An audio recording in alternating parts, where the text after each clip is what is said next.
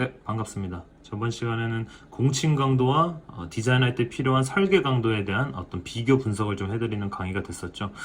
그래서 뭐 제가 한 번 더 서머리를 해드리고 오늘 강의를 좀 진행해보고 싶은데 그 이유에 대해서 먼저 말씀을 드리면 저번 시간에 저희가 배운 그 설계 강도라는 것은 결국에 1차적인 안정성 확보를 위해서 우리가 꼭 필요한 그런 어떤 팩터인 거였죠. 그러니까 설계 강도라는 것은 공칭 강도라는 애가 가지고 있는 어떤 그 불확실성 때문에 그것을 커버해주고자 우리가 공칭 강도보다 살짝 낮은 값을 어떤 설계를 할 때 이제 우리가 제한을 한다는 거죠. 공칭 강도 값을 맥스로 맞추지 말고 공칭 강도가 보다 살짝 작은 값을 우리가 줄 테니까 여기다가 맞춰서 너네 그 맥스 하중을 갖다 여기다가 때려 맞춰서 설계를 해라 라고 하는 것이 바로 설계 강도에 대한 개념이었고, 공칭 강도와 설계 강도가 어느 정도 차이가 있기 때문에 더 낮은 값을 제시했기 때문에 그 차이만큼의 1차적인 안정성을 우리가 확보할 수 있다는 게 가장 큰 의미가 되는 거였죠. 그래서 이제 마지막에 영상 마지막 저번 강의 마지막에 제가 또 어떤 얘기를 했느냐, 1차적인 안정성 확보는 이런 식으로 할 수 있지만 2차적인 안정성 확보로서는 우리가 이 구조체나 어떤 이 모델에다가 이제 외부에서 가해지는 하중 같은 거를 줄 건데, 그 하중을 우리가 또 증폭을 시킴으로써 우리가 임의적으로 증폭을 시킬 수 있는데, 증폭을 시킴으로써 2차적인 안정성 확보를 또 해낼 수 있다. 그래서 2차적인 안정성을 어떻게 확보할 수 있는가, 어떤 하중을 어떻게 증폭시키고 그 하중들을 갖다가 어떻게 적용을 시킬 것인가에 대한 이야기를 해보는 시간이 바로 오늘부터 진행이 될 것 같습니다.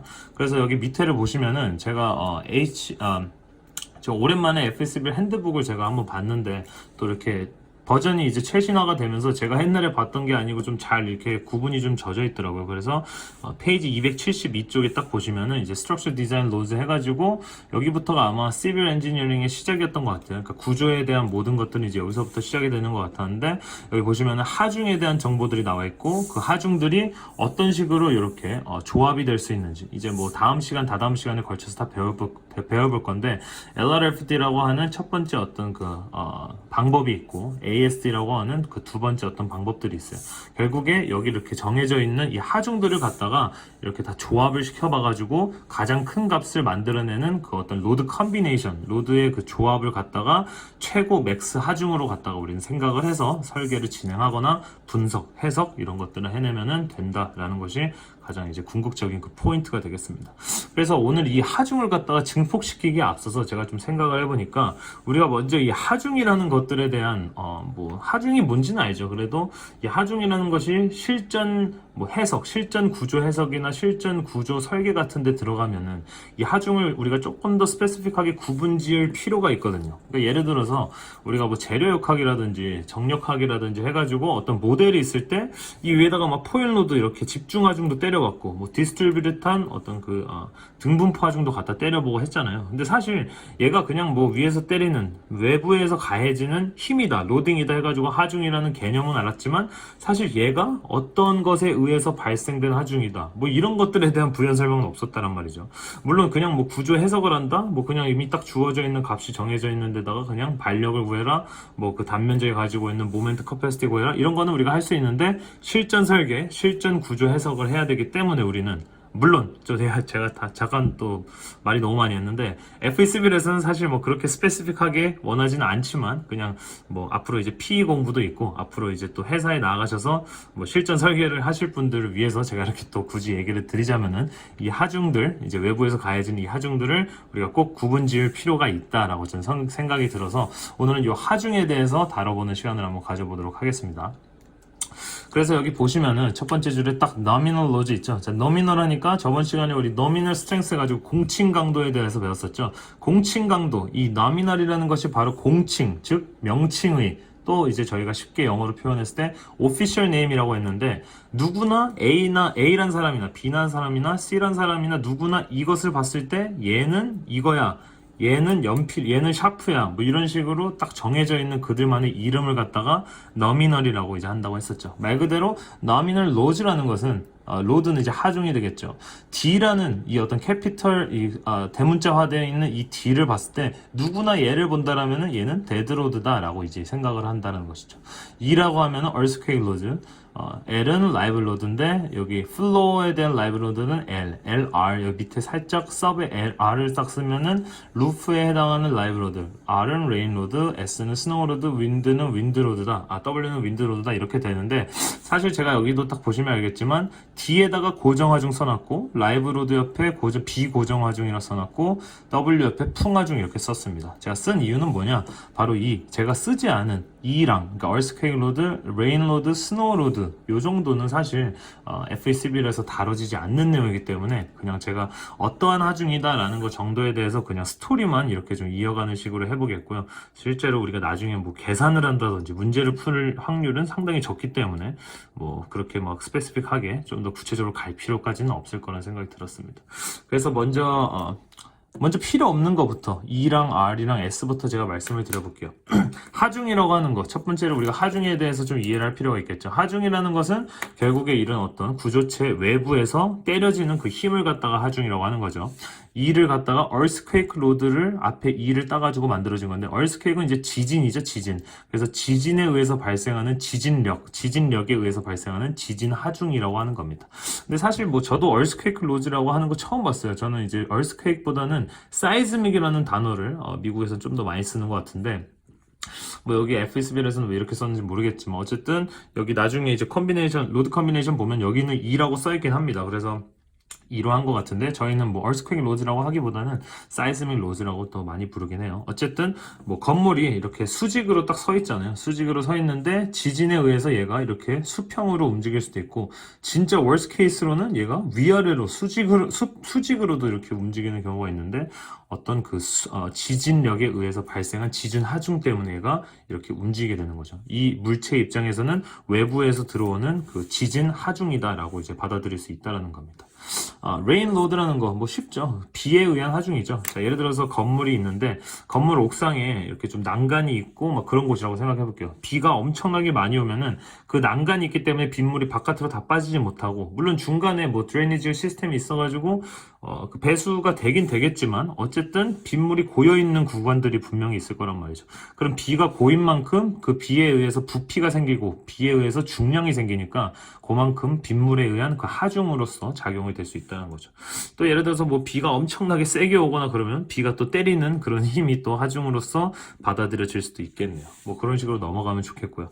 스노우로드라는 거 뭐 역시 간단하게 그냥 눈에 의한, 그 스노우로드는 말 그대로 눈에 의해서 발생하는 하중인데, 또 마찬가지로 같은 건물 옥상에 지금 이런 눈이 만약에 폭설이 내렸다고 해보면은 아무래도 눈이 이제 비보다는 조금 응집을 하려고 하는 그런 힘들이 더 크죠. 그러니까 더 많은 눈들이 더 많이 이렇게 적설이 되려고 하는 경향을 보이다 보니까 더 큰 빗물보다는 더 큰 부피를 만들어낼 것이고, 그만큼 더 밀도가 크고 이렇다 보니까 아무래도 더 이렇게 큰 하중을 갖다가 초래해낼 수 있겠구나 정도로 이제 넘어가시면 좋겠습니다.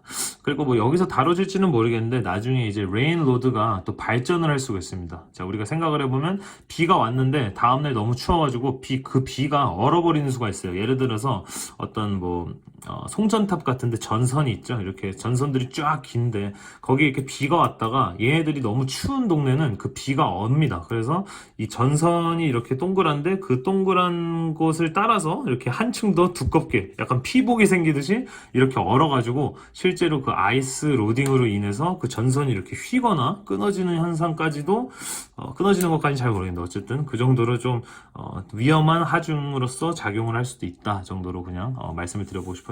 자, 옛날에 그냥 일했던 부분이어가지고 갑자기 생각이 나서 좀 딴 얘기를 해봤고요. 그래서 우리는 오늘 데드로드랑 이 라이브로드 그리고 윈드로드 정도로만 우리가 한번 생각을 해볼 겁니다. 자, 먼저 데드로드라고 하면은 조금 물론 다 아실 거지만 혹시나 이 어떤 구조 설계, 구조 분석 이쪽을 완전 처음 배우시는 분들을 위해서 제가 옆에다 좀 써놨는데, 데드로드는 말 그대로 죽어있는 하중이라고 하는 거죠. 죽은 하중. 그래서 한국말로는 사하중이라고도 말하는데, 죽은 하중이기 때문에 결국에는 그 하중값이 변하지 않은 고정되어 있는 하중이다라고 생각을 하시면 좋습니다. 이렇게 하면은 사실 뭐 이해하기 힘들기 때문에 항상 예시로 들어보면 조금 이해가 쉽죠. 예를 들어서 천장에다가 저희가 철근 콘크리트 빔을 갖다가 하나 이렇게 딱 만들었다고 생각해 볼게요.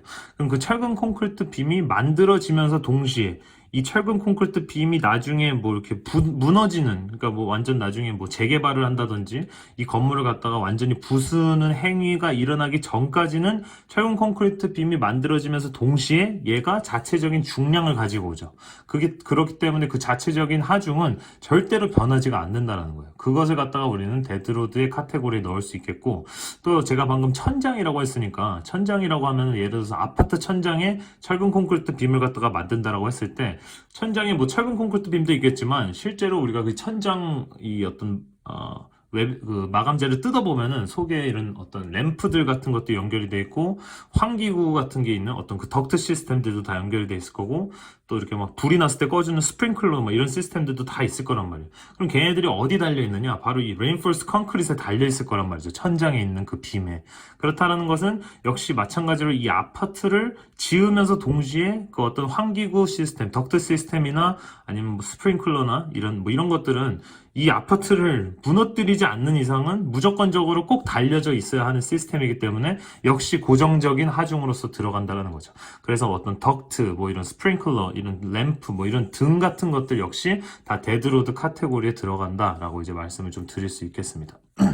자, 그리고 나서 이제 라이브 로드라는 것은 말 그대로 데드로드와 라이브 로드. 데드와 라이브는 정반대죠. 데드는 죽어있는 하중이었다라면은 라이브 로드는 살아있는 하중을 의미하고, 말 그대로 한자로 이제 한국말로는 활하중이라고도 하죠. 뭐 생활자인가요? 어쨌든 그래서 살아있는 하중이라고 하는데, 말 그대로 반대입니다. 데드로드가 고정되어 있는 하중이었죠. 왜냐하면 죽어있는 하중이기 때문에 바뀌지 않는 값이라고 말을 했었다라면은 라이브로드라는 것은 비고정 하중입니다. 말 그대로. 데드로드와 완전 정반대인 그런 하중의 성격을 가지고 있다 생각하면 돼요. 자, 예를 들어서 우리 아파트입니다. 지금 아파트에서 우리를 지금 받쳐주고 있는 그 아래 바닥에 어떤 레인포스 콘크리트 빔 같은 것들이 있을 텐데, 걔네들이 지금 지탱하고 있는 로딩, 걔네들이 지탱하고 있는 하중들이 뭔지 한번 생각을 해볼게요. 자, 예를 들어서 저희가 지금 살고 있는 집에 4인 가족이 살고 있다고 해보면은, 집에 뭐 아침에 4인이 다 같이 뭐 아침을 먹죠. 그러면은 이제 아빠 출근하고 뭐 애들 학교 가고 엄마 뭐 집에 있거나 엄마도 출근하고 이러면은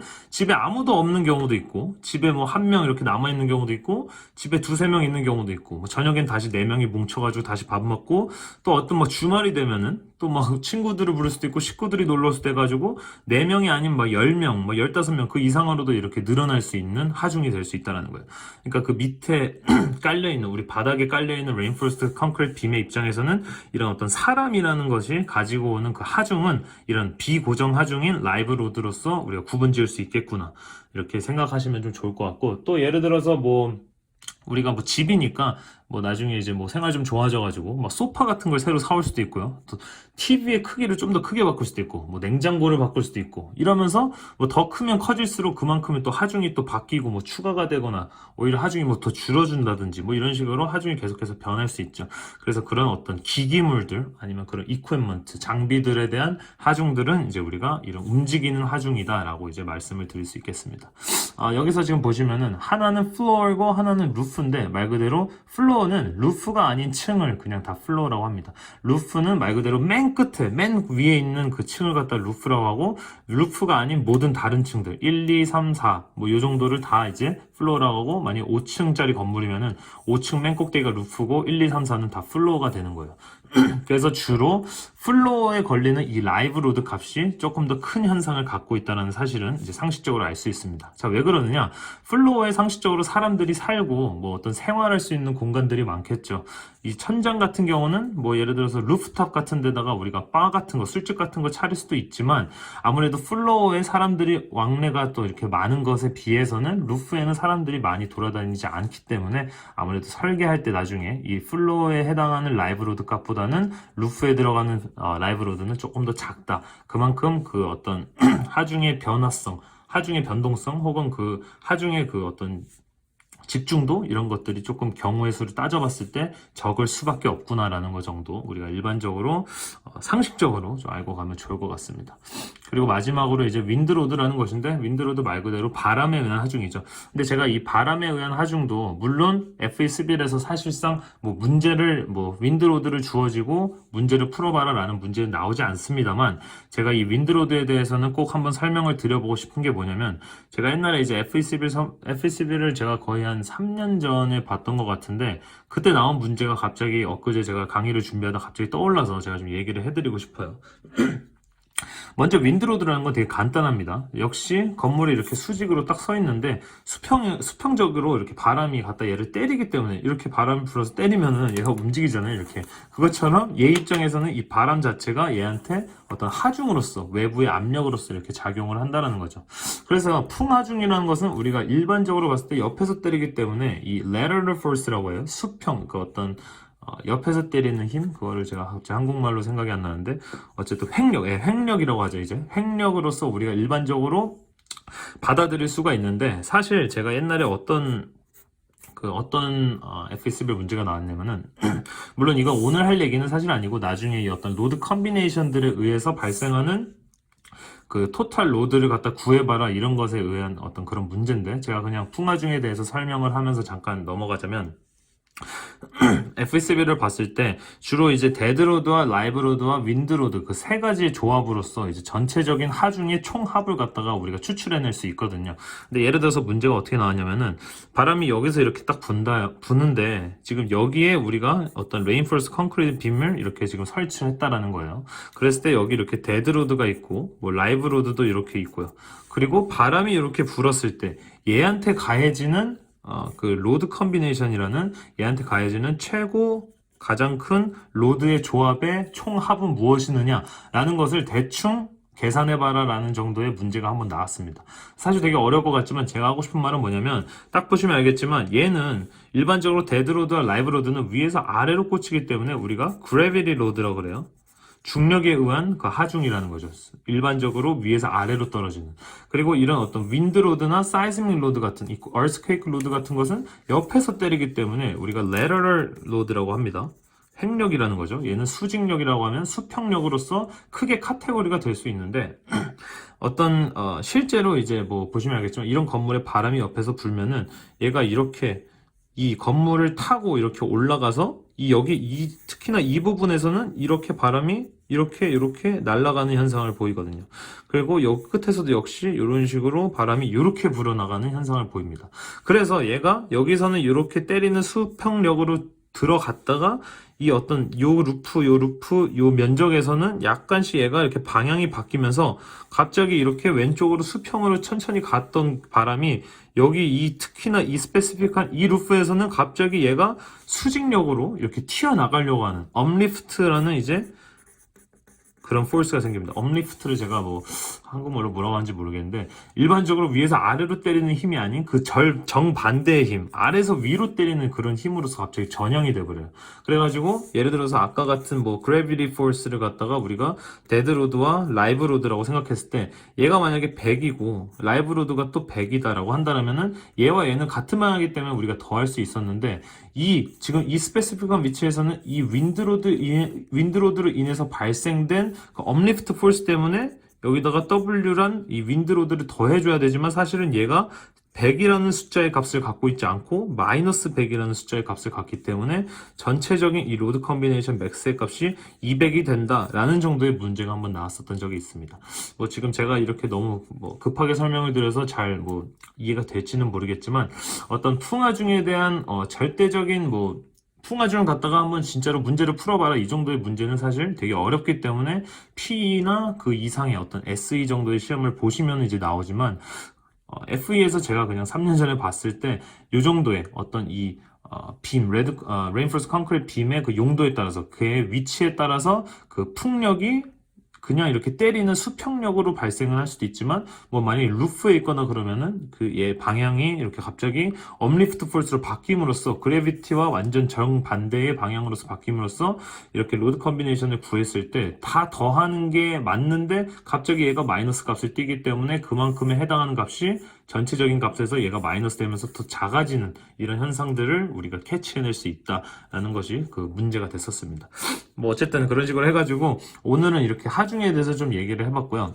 드디어 이제 이 하중에 대해서 제가 오늘 방금 뭐 로드 컨비네이션 대해서 대충 이제 넘어갔는데, 결국에 저희가 배웠던 이런 이제 하중들에 대해서 우리가 카테고리를 시켜가지고 다 묶은 다음에, 데드로드라는 하중은 우리가 얼마만큼 증폭을 시킬 수 있고, 라이브로드라고 하는 비고정 하중은 또 얼마만큼 증폭을 시킬 수 있고, 또 얘네는 얼마만큼 증폭을 시킬 수 있고, 그런 것들이 바로 여기 LRFD라는 기준과 ASD라는 기준에 다 정해져 있기 때문에 이 값들에 대해서, 그리고 또 이 두 가지 디자인에 대한 어떤 차이와 분석을 갖다가 한번 해보는 그런 강의를 다음 시간에 준비해서 와보도록 하겠습니다. 감사합니다.